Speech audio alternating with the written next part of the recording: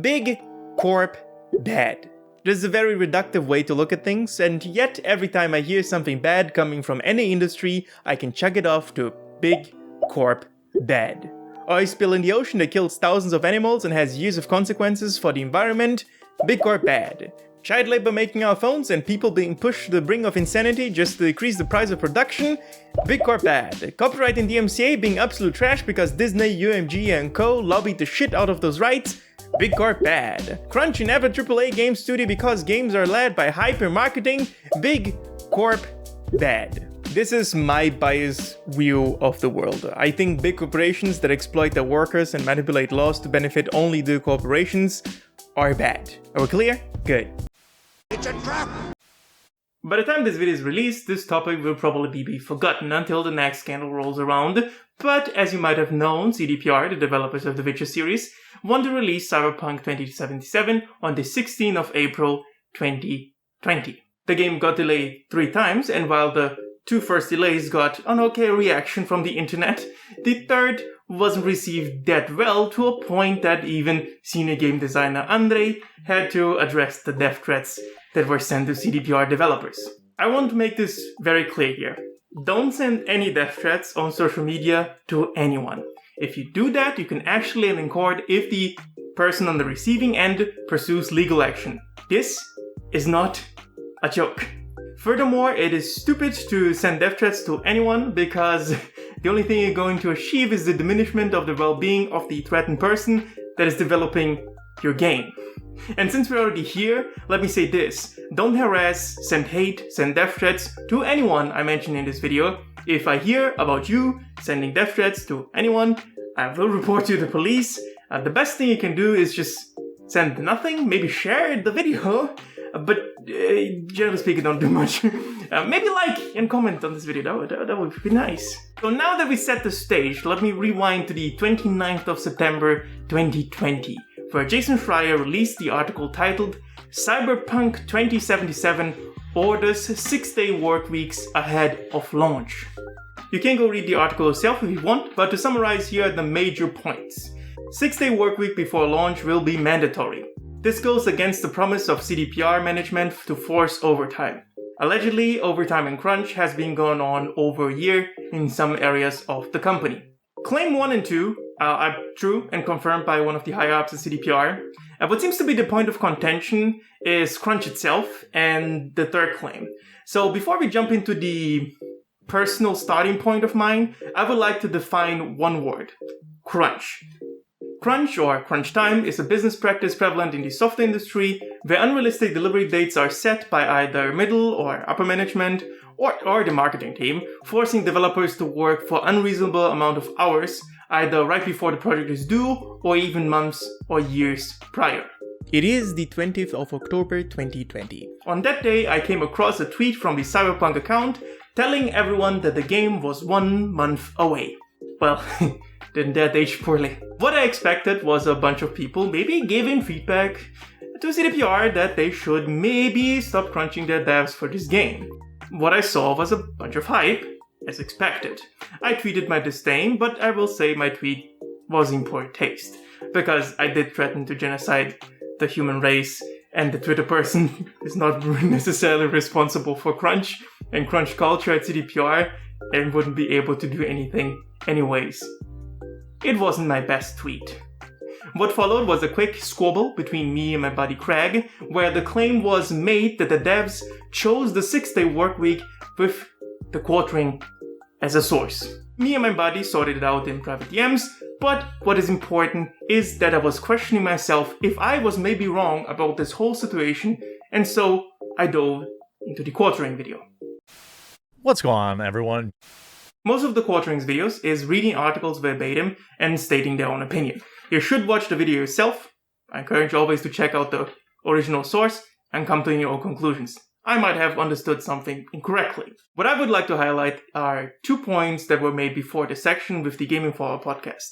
The quartering claims the following things. People will attach their agendas to Cyberpunk, and as an example, he mentions feminism, socialism, and other reaches.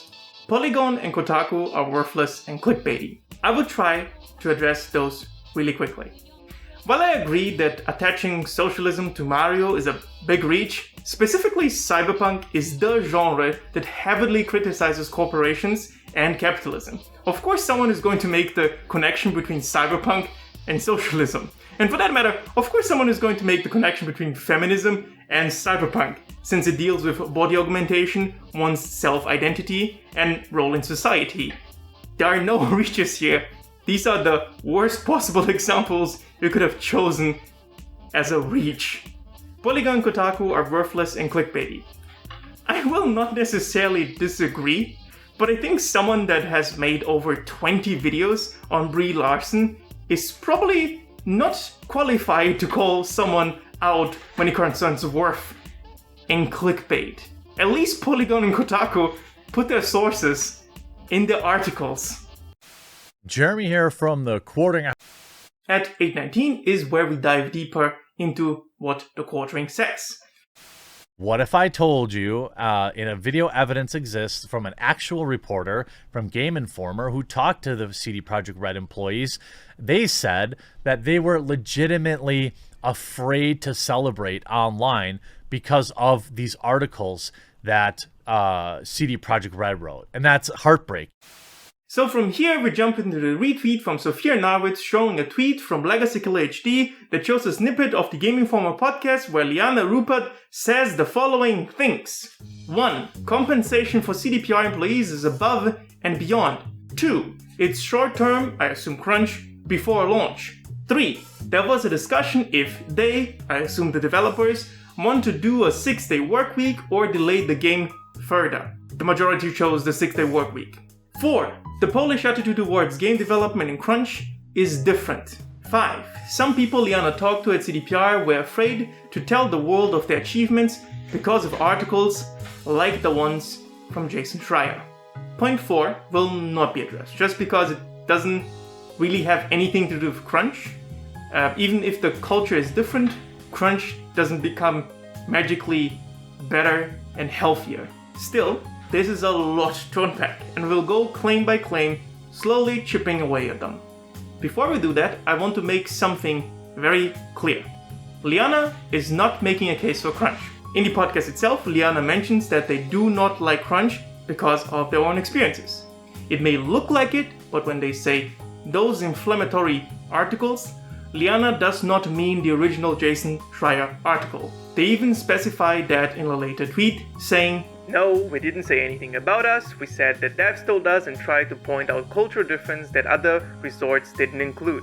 There were thousands of articles that reached. We weren't talking about Jason's initial coverage, what it spawned, and how it spread."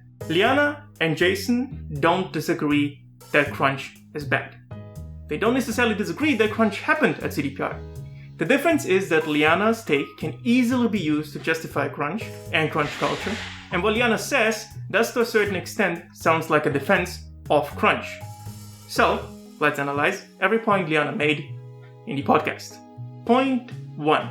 Compensation for CDPR employees is above and beyond. Compensation is a nice to have when you have to work overtime. It is also legally required as of Polish labor laws. This has nothing to do with crunch. If companies could get away by not paying overtime, they wouldn't. Now, Adam Badowski mentioned that CDPR employees would receive 10% of the annual profit that CDPR makes in 2020. It is an interesting version from the crunch topic, because if we break down what those 10% actually mean for the individual, it's not a giant amount of money, and also this still has nothing to do with crunch. Compensation is just legally required. Assuming I did the math correctly, and assuming every employee at CDPR receives an equal amount of money from this 10% pool, then they would earn $33,179 USD at the end of a year as a bonus. Since the average software developer salary in Poland is $26,078 USD, that means that CDPR devs are basically receiving the 13th salary, which is pretty much the industry standard. In the 2 dev jobs I worked for, we got the same treatment. This is nothing special in Europe. Maybe it's special for Americans, but not for Europeans. So, coming back to point 1. Compensation for CDPR employees is above and beyond. This is not true. They are treated like they are because of Polish labor laws and because of industry standards. There is absolutely nothing special about CDPR employees' treatment when it comes to payment. It is not above and beyond and has nothing to do with crunch. Point 2. It's short term before launch. There's a saying in the dev world that goes like this: before crunch is after crunch. Why, you may ask? Well, you see, there are those people called customers, and they will break your game instantly. Report the bug, of course, and then you have to fix it. Now, you could go on vacation, but the bug has to be fixed, and so you spend some time fixing the bug, and in no time crunch turns into more crunch, and that is why before crunch is after crunch. So saying it's only short term before launch is a bit ignorant.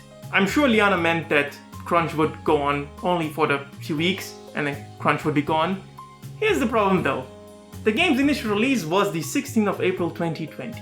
It was delayed in January to September, and then the virus hit, but CDPR already knew that it wouldn't be done until the end of the year, even without the pandemic. Could it be that employees at CDPR have been crunching since the beginning of the year? The answer is, I don't know, but it could be likely. We have the JSON tweet showing an email from Adam Bardowski that was sent in June of 2020, apologizing to the employees that could not be with their families, heavily implying that there was overtime or crunch in the company already.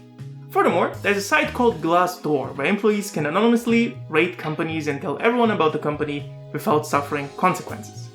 This site has to be taken with a huge grain of salt, because everyone can make an account and everyone can say anything they want about CDPR. With that said, I found entries on the site from 2012 mentioning that crunch is a problem. I found entries from 2015 mentioning that crunch is a problem. I found entries from 2016 mentioning the crunch is a problem.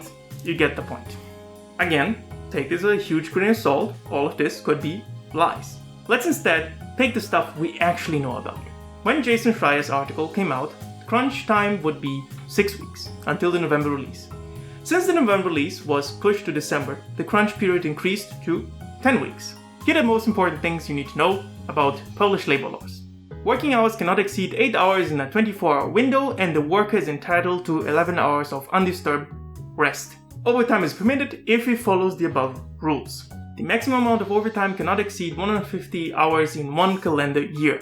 Realistically, under Polish labor laws, you can work for 48 hours every week, including working on Saturdays. You can work on Saturdays consecutively for roughly 19 times before you exceed the maximum amount of overtime. Well, if CDPR employees worked for only 8 hours a day and only 8 hours on Saturday, then this would be totally fine. They could even work for a few more weeks on Saturdays without breaking any rules. Here's the problem.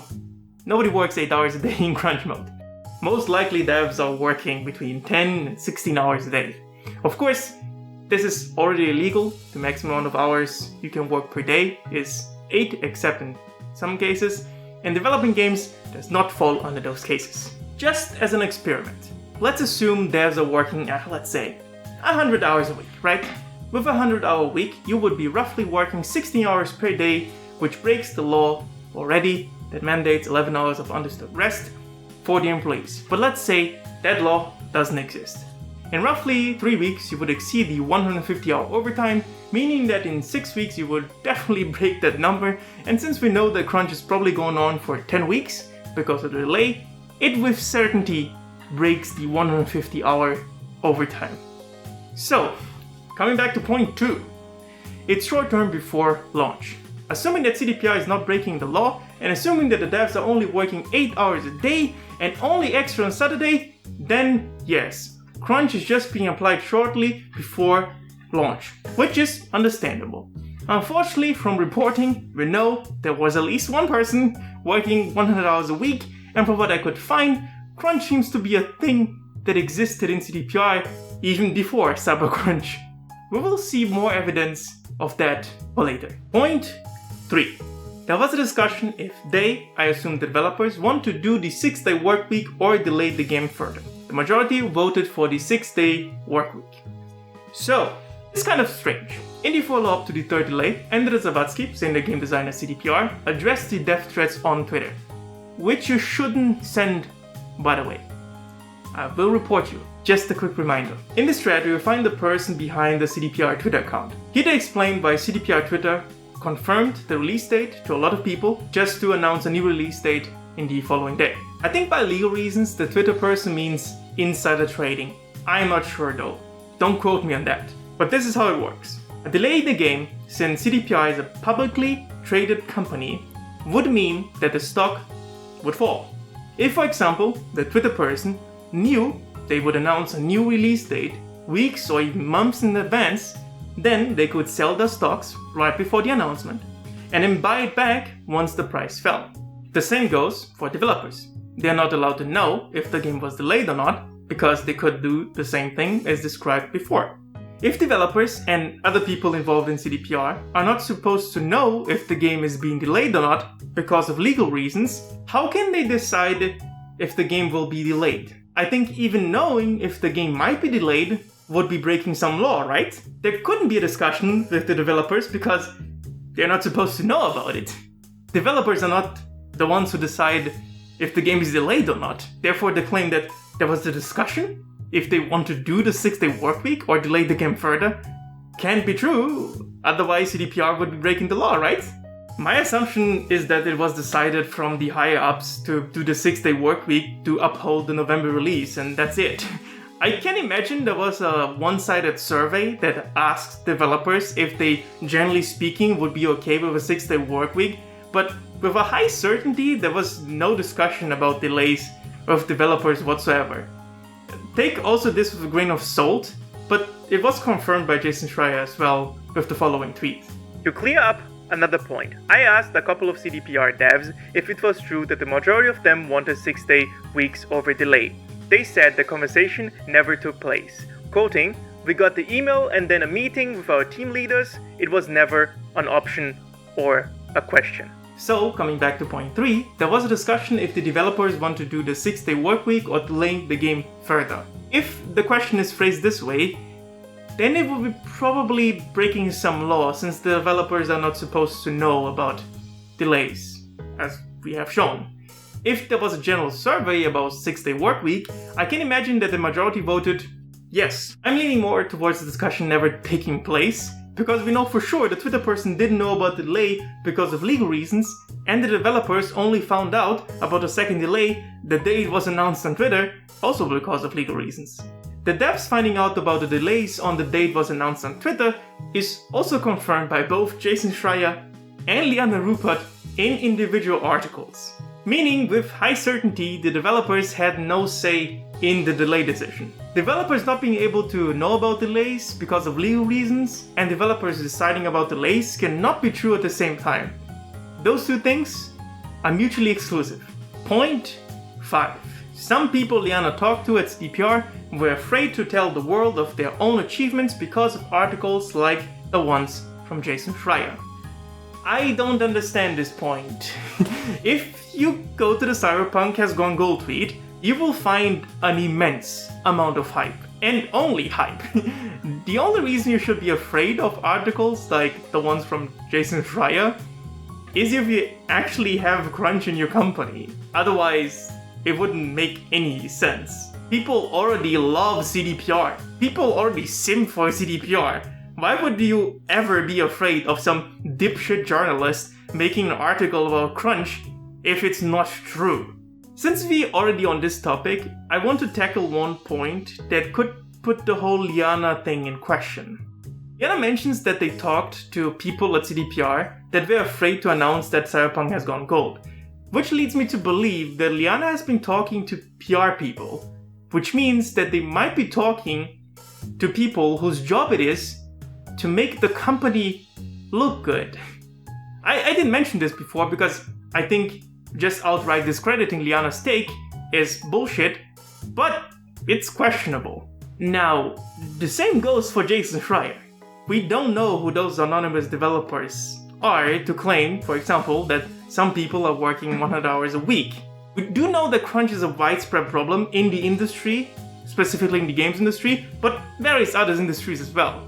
So it's actually no surprise that CDPR is crunching their devs. The difference between those two figures is that Liana works for a company that is heavily reliant on exclusives from games publishers to draw in the views and therefore the money. Defending CDPR, even if they did something questionable, would be a good move. Jason, on the other hand, relies on people getting enraged at companies to draw in the views and therefore the money. Making an article about crunch at CDPR right before the release is also a good move.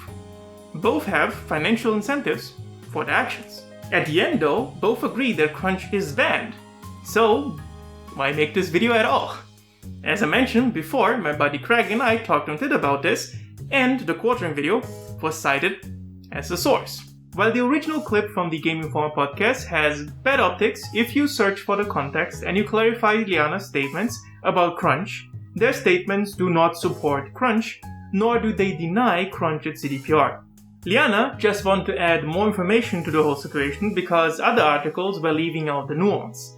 Unfortunately, her statement about dev's choice to either work a 6-day work week before launch or delay the game further is taken, specifically in this video of the quartering, as a proof that crunch never happened at CDPR. What I found interesting specifically in the quartering video is that instead of searching for the original Gameinformer Podcast, the quartering shows the tweet from Legacy Kill HD that was retweeted by Sophia Norwitz. Both of those people have nothing to do with the reporting on a CDPR crunch thing. And also no inside sources. I would like if the original source is shown, otherwise I'm gonna question your motives. Also, please start adding your articles in the description so that people can actually check it out if they want to check what you're saying is what the article says.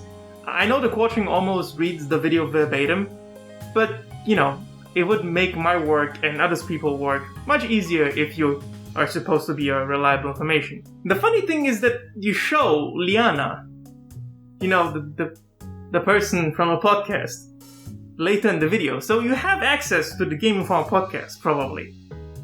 Now, I might also have made mistakes here and there by not showing the original source, but at least I'm trying.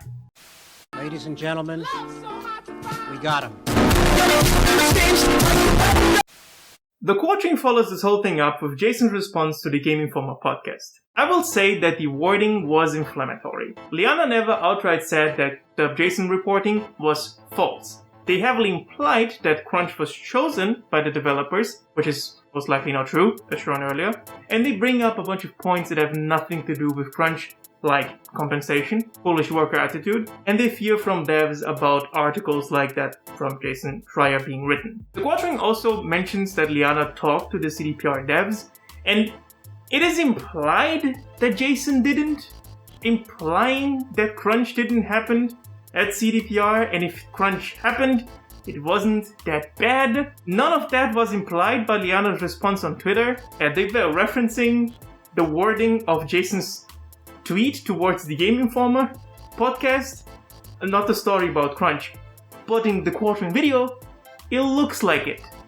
Liana even defends Jason in the thread, saying, "He is not trash, he's got incredible talent and I respect his body of work, but his social media tactics, not a fan." And I agree, the initial tweet about crunch could be considered easily inflammatory, and the response to the Gameinformer Podcast is definitely inflammatory.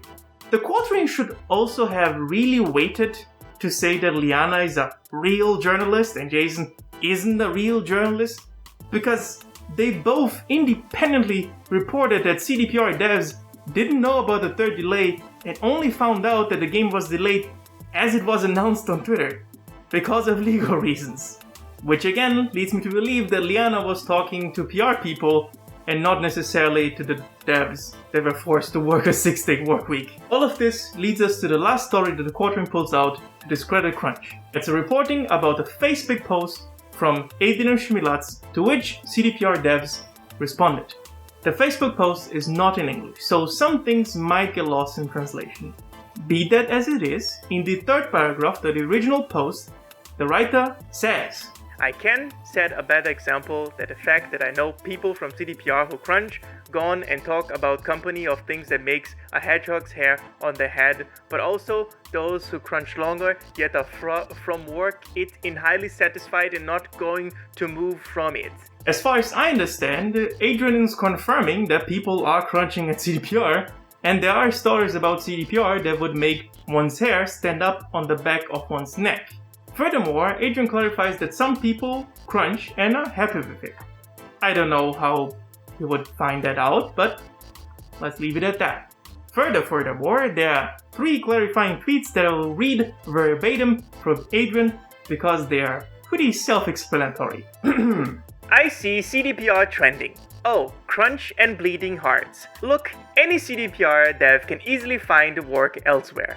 1,000 position availables at other Polish studios. If the devs stay with CDPR despite the crunch, it's their choice, so stop with the sweatshop BS. Having said that, CDPR brass should really get their shit together. Short crunches are fine or even great sometimes, but CDPR is famous for marathons. If you think CDPR just started crunch now, lol, get good. Someone comments on the initial post saying, as a project manager, there's always going to be some, in quotation marks, crunch in any project. Games are not, but responsible PM use it sparingly and as a last resort. When it's SOP, then it's a problem, because it destroys your staff and leads to high turnover and loss of vital skills. Adrian clarifies further. Yep. And CDPR suffered many exodus of some notable talents because of that. This is neither healthy nor smart business, especially when it's hard to find good devs. He is hoping they finally learn. Or not, I'm the competition and I will have doors open one day or the other. So, for anyone doubting that crunch does not exist at CDPR, here's your proof that the quadrant was trying to use as evidence to discredit crunch. Yeah. Adrian also clarifies his position on crunch and tries to explain why it exists, and I would like to focus on one specific claim. The claim that crunch exists because game creation is a creative endeavor, meaning that sometimes you get lost in your work, but certain deadlines have to be upheld, for example, E3 demos. Why do those deadlines have to be upheld? Well, games are not sold on their merit alone, they are sold based on hype. And for that, you need to meet arbitrary deadlines like E3 so that you generate the maximum amount of hype and the maximum amount of profit at the end. I think this is a very important point to realize. In this industry that creates art, the art part is constantly at odds with the industry part. You can create art on a factory line, but you have a certain price for that, and it's called human resources. If we take the K-pop industry for example, children at a young age are taken in by big faceless corporations and then trained to dance, sing, act and do other various things. Those people are probably pushed to the brink of their sanity. Of course you don't see it, but from various reportings we know that's absolutely fucked up. Do we need that? No, but someone wants to make money with industrialized music and so we get the bastardization of music in things like the K-pop industry. Crunch is very prevalent in the K-pop industry, not because of any artistic endeavor, it's because someone wants to make money. And not a little bit of money, all of the money. The same goes for the games industry. You don't need to have a demo for E3, but someone wants to make money with the game, and not a little bit of money, all of the money. So you better crank that E3 demo out so that we get the most amount of hype and therefore the most amount of profit. And if you have to crunch for that, then kill yourself, kid. The reason why crunch exists is not because of any creative endeavor, it's because I like money. So, there are a few things that we learned. Liana and Jason both agreed that crunch is bad. Jason made an inflammatory tweet that is probably responsible for hate being thrown towards Liana. The clip from the Gameinformer Podcast does sound like a defense of crunch and crunch culture, and it has been taken by people like the Quartering as a defense of crunch not even happening at CDPR. And if it did happen, it was by choice, and it would have only been for a short period of time. As we now know, crunch does happen at CDPR, not only because Schreier reported on it, but also because I could find Glassdoor reviews from CDPR employees that are years old confirming that crunch happens at CDPR, and the Facebook post and the tweets from Adrian further underlying the point that crunch does indeed happen in CDPR, and it's not short term. Furthermore, it is questionable that a choice from the devs to work one extra day a week or delay the game further ever happened, because as we now know from both Liana and Jason, the devs found out about the third delay on the day the public found it out because of legal reasons. Meaning that the devs are not supposed to know about delays, so realistically they can't decide if the game will be delayed or not. There could have been a survey from the upper management if a 6-day work week would be generally okay, but there was most likely no choice involved here. The quartering, and for that matter other reports like the one from Upper Echelon Gamers, is heavily biased, and that is totally fine. They discredit Jason Schreier just because it's Jason, not necessarily because of what Jason writes. While Upper Echelon Gamers try to discredit the original source with, for example, things like the Polish labor law, the quartering tries to discredit Jason by showing reports like the one from Liana. It's a bit embarrassing though when the source you show that is supposed to discredit Jason's claims actually doesn't discredit anything and later collaborates on reports about CDPR. Furthermore, it is doubly embarrassing that the clapback from CDPR developers is a response to a Facebook post that confirms that Crunch actually exists as CDPR, which leads me to believe that the quartering doesn't really read the articles they mentioned in the video. It is triply embarrassing when the same source directly confirms that Crunch has been on for longer than 6 weeks and that talent has been leaving the company because of that. Now, the Facebook post does mention that people who are crunching are happy with crunching, and I can actually believe that. What a twist! Companies that have a good reputation can get away with a lot of shit. Not only can those companies fuck over customers, but they can easily fuck over employees without suffering any consequences. Most of the time, customers and employees will defend the shitty behavior of said company because those customers and employees have attached parts of their identity to said entity. Those people we call loyalists, and they are really prone to abuse. I can imagine that a game dev feels incredibly honored to work at CDPR and doesn't mind working for 100 hours a week every week. I can imagine that they are relatively happy and their working conditions are fine, and no amount of arguing and reporting will change their minds. Now, those loyalists are also the ones who will burn up the most. How often have you met someone that basically evangelized the company or product just to be disappointed by said company or product and turn into the biggest hater of those things? I'm sure a lot of people who are crunching at CDPR now are happy with it, but at some point will suffer some negative health consequences and turn from loyalist to crusader. So, what's the solution? You can't really do anything as a customer, as it often is the case. Maybe not buying games if you know it was made in a heavy crunch would be a start, but people that should hear this will probably not listen to what I have to say or even watch this video. But sooner or later, politicians will be aware of this practice and they will instill laws that could have a negative impact on the industry. We can already see this happening with the loot box debacle in sports games, and as more young politicians get elected into office, we will see a shift in regulation for those kind of things. While I personally think that crunch is bad, sometimes you will naturally overwork yourself just because you're really into what you're doing. But if it's only you taking care of yourself, your own work, you can control that and decide when to stop. If crunch is mandated or socially implied, that's a different situation. Here crunch is external. And if you're okay with it, it's an implication that if you go home early, you're letting your team down. You have no choice in the matter. And yes, in both cases, crunch is still unhealthy. The underlying problem is that companies, and for that matter games companies, are purely driven by money and greed. And as long as that is the case, we'll continue to see crunch happening in every industry. Having delivery dates on itself is not something bad, but they should be realistic. And often those release dates are made to drive the maximum amount of engagement and maximum amount of profits. That is not a bad thing in itself, but if the cost of maximum engagement is human resources, then it's questionable. So, in a video about CDPR, crunch, biased media reporting, embarrassing research, lies, deceit, and industry pundits, the video boils down to Big Corp bad. Big Corp always bad. Isn't that funny that I started the video with saying Big Corp bad? Anyways, you can tell me what you think in the comments, but I highly advise you to do your own research. I linked everything in my description. You can check every link out, every resource I used, and if you think, oh, those are unreliable resources, do your own video on it. You have my seal of approval. One last thing I'll ask of you. Please stop defending big corporations. They do absolutely not care about you. It's only about the money.